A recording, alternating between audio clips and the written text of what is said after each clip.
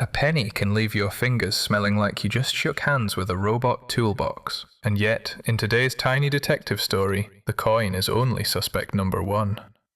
Welcome back to Tidbits, where the magnifying glass is hovering over a very guilty-looking quarter. The evidence tag says, "Smells guilty," and the twist is this: clean metal usually is not the smell itself. What your nose reads as metal is often your own skin chemistry reacting with metal and air.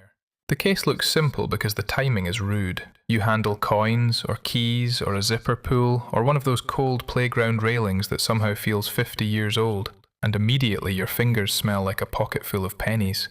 Case closed, right? The metal did it. Except cold metal atoms are not usually floating off in little stink clouds into your nose. Your nose mostly catches airborne molecules, so if there is a smell, the case needs a messenger.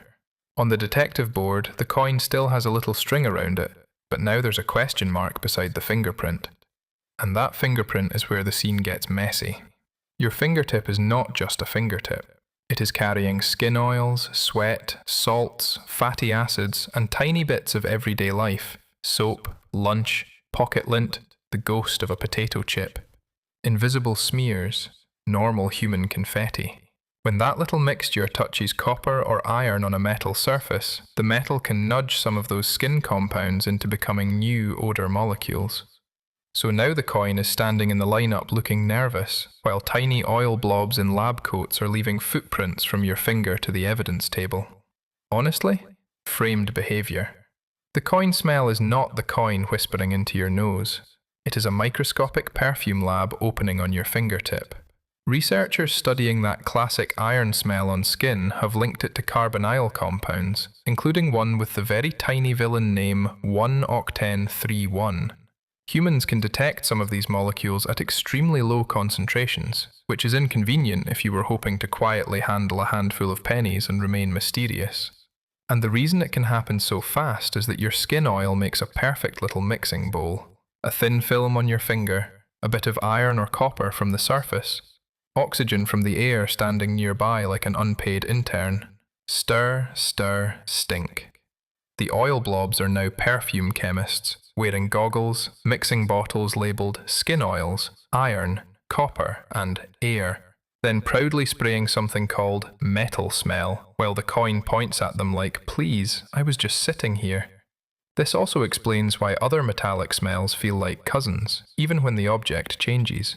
Blood can smell metallic, partly because iron chemistry and organic molecules create odor cues your brain tags in the same family. A railing, a tool handle, a doorknob, a bunch of old keys at the bottom of a drawer. They can all seem to share that same sharp scent because the setup keeps repeating. Skin meets metal, air joins in. The detective board redraws the red string away from "metal did it" and toward the trio: skin plus metal plus air. Your brain files the scent under metal, but the evidence points to a three-part handshake.